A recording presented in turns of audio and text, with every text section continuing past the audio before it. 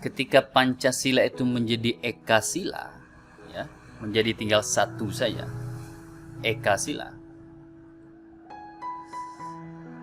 Kira-kira arah kehidupan berbangsa dan bernegara ini kemana? Apakah ke arah yang religius atau ke arah yang sekuler?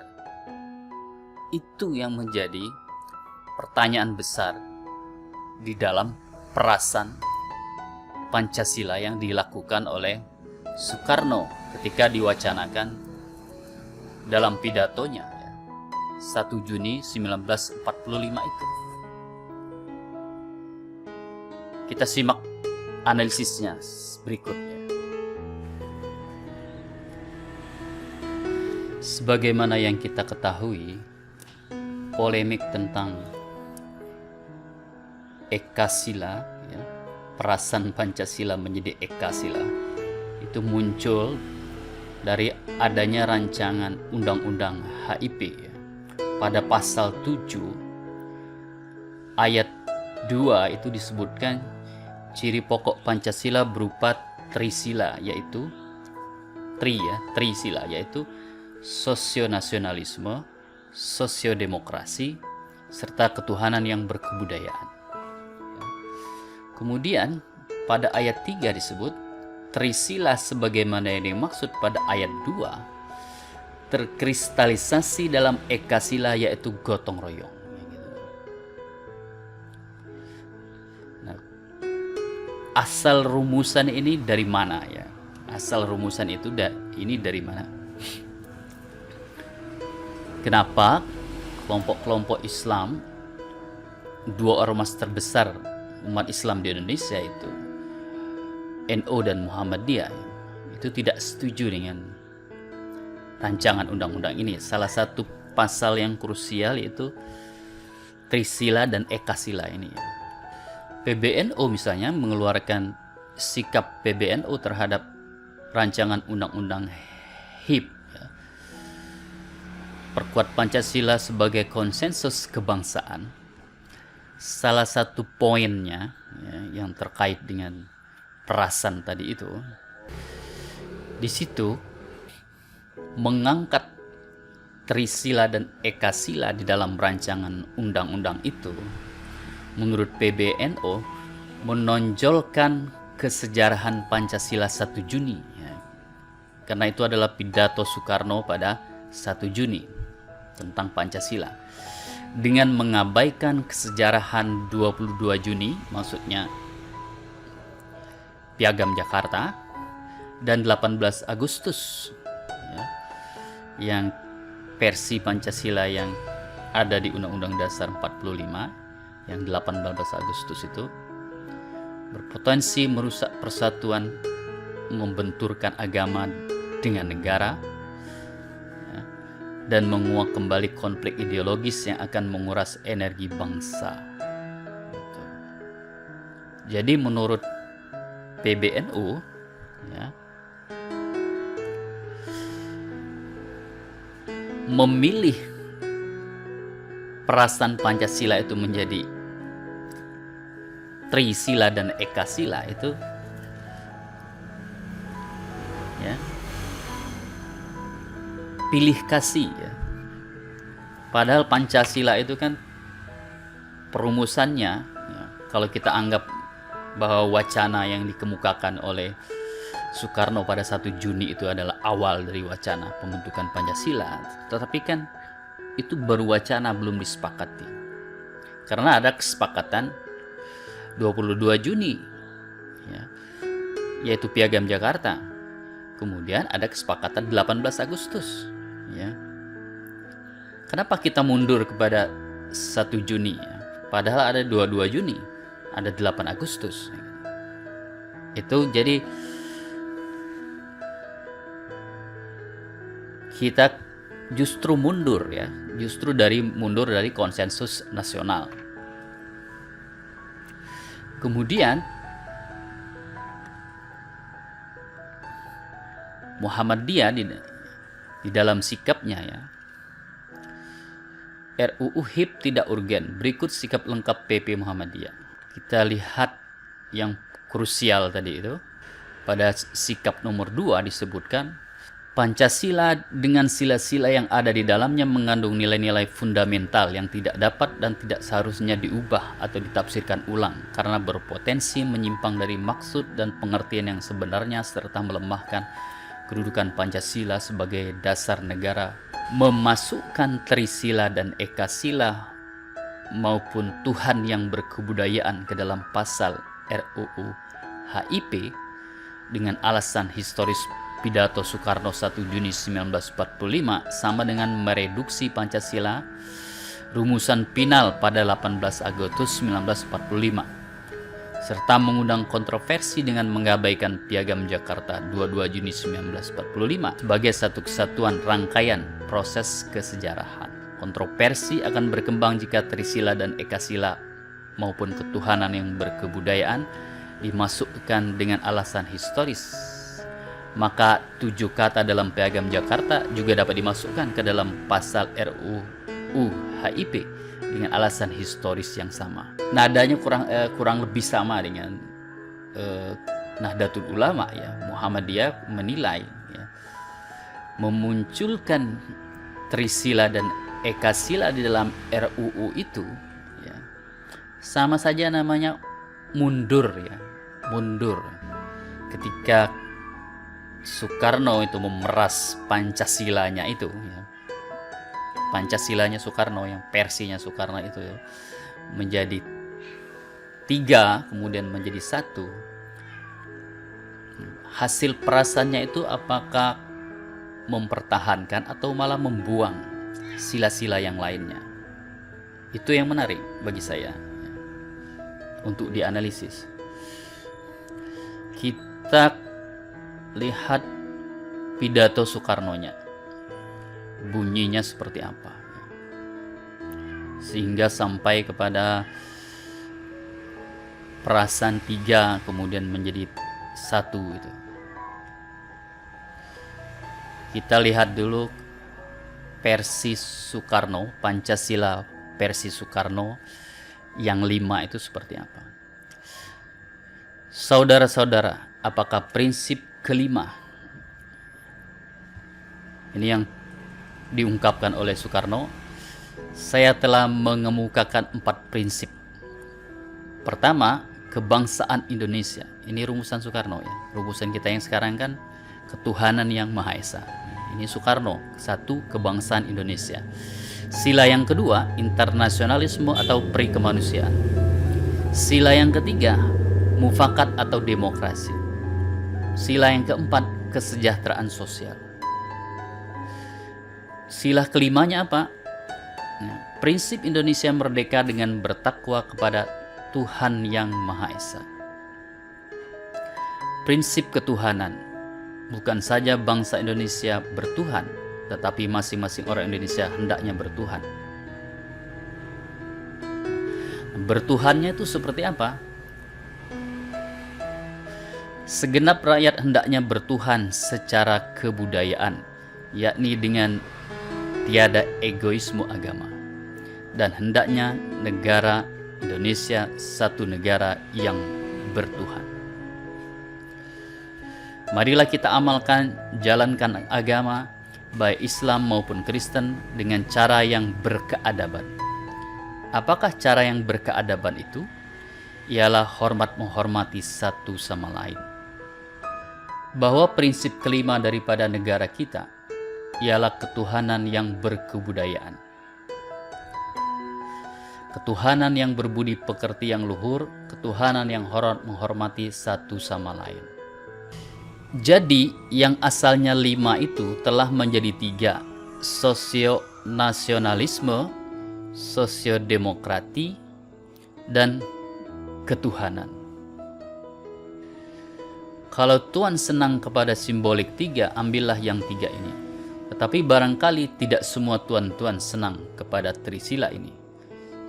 Dan minta satu dasar saja.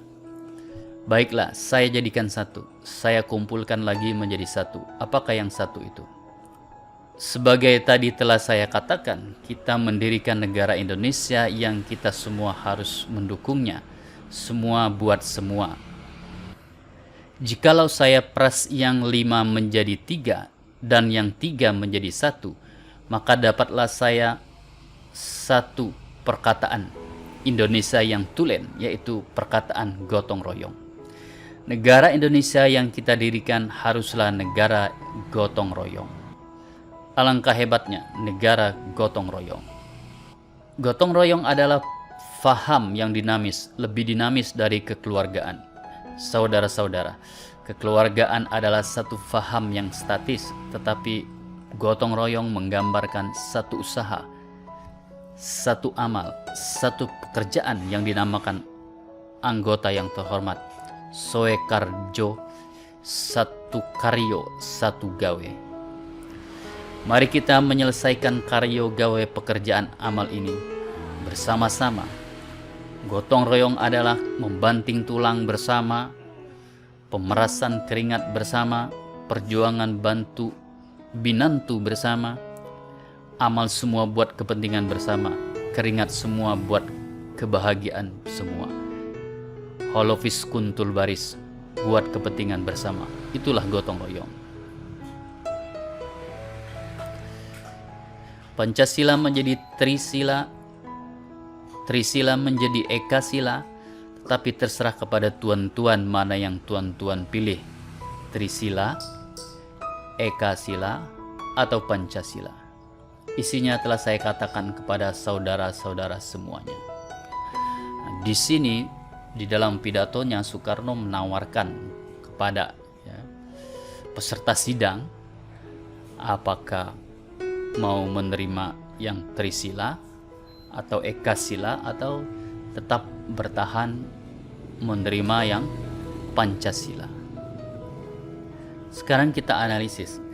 Ketika 5 silanya Soekarno itu diperas menjadi 3, yaitu menjadi sosionasionalisme, sosiodemokrati, dan ketuhanan. Di situ ketuhanan itu masih ada. Ini jadi persoalan bagi kelompok religius ketuhanan itu masih muncul, sila ketuhanan. Nah, ketika dia di Ekasila menjadi gotong royong, apakah ketuhanan itu masih ada di situ pada Ekasila gotong royong itu? Ketika dia peras menjadi Ekasila, yaitu gotong royong. Di situ Soekarno mengatakan bahwa yang dimaksud dengan gotong royong itu adalah gawe, karyo, kerja, amal, perjuangan, membanting tulang. Menurut Anda, untuk ikut di dalam gotong royong,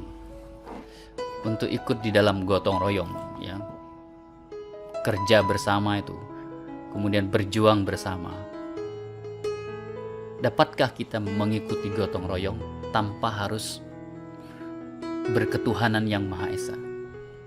Saya misalnya ateis ataupun saya komunis, saya bisa ikut gotong royong tanpa saya harus meyakini bahwa Tuhan itu adalah Maha Esa.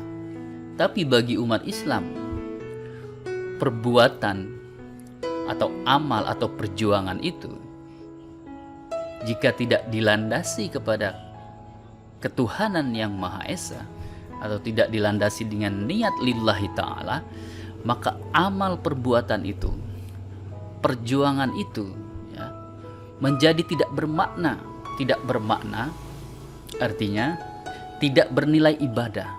Karena menurut umat Islam, amal perbuatan yang tidak diniatkan lillahi ta'ala, dia menjadi amal yang biasa saja, tidak bernilai ibadah.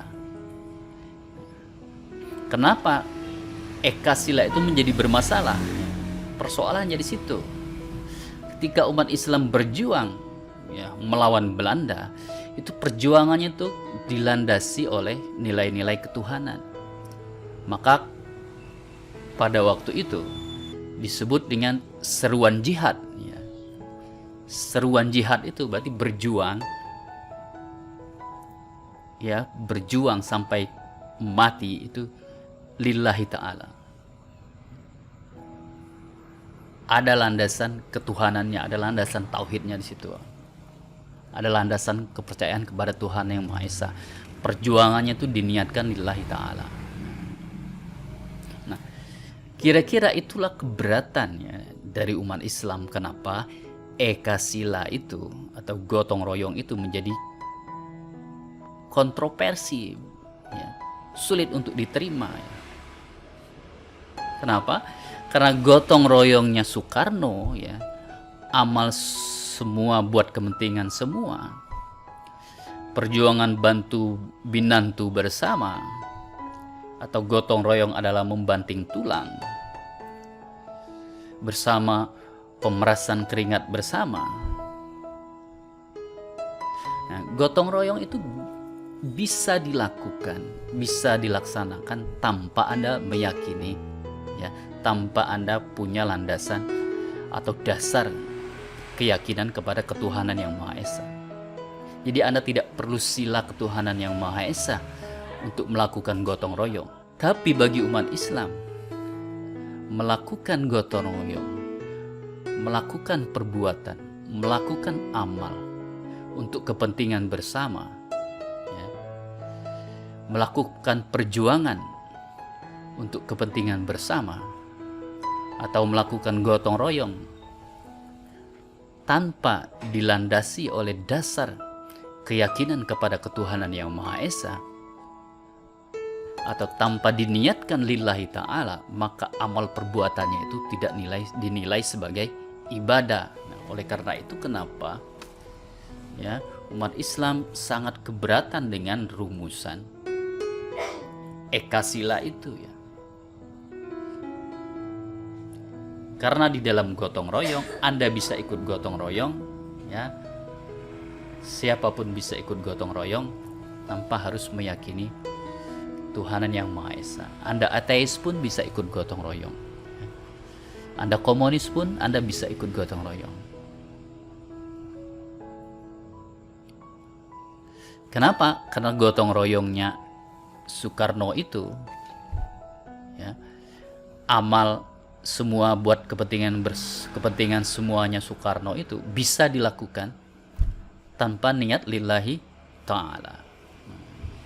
Itu problemnya, ya, ketika Pancasila menjadi Eka Sila, ya. Nilai-nilai ketuhanannya itu, ketuhanan yang Maha Esanya itu, sila ketuhanan yang Maha Esanya itu, sila ketuhanannya itu menjadi hilang di dalam perasan Eka Sila atau gotong royong. Demikian kira-kira, ya, kenapa perasan itu bermasalah, ya. Kenapa misalnya yang disepakati akhirnya pada 18 Agustus itu bukan rumusan Trisila maupun Eka Sila, tetap bertahan pada 5 sila dan tidak usah diperas-peras, ya. Seperti itu kira-kira, ya. Semoga saya salah.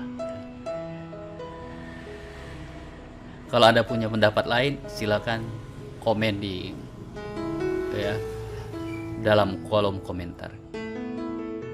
Alafu minkum, akhirul kalam. Assalamualaikum warahmatullahi wabarakatuh.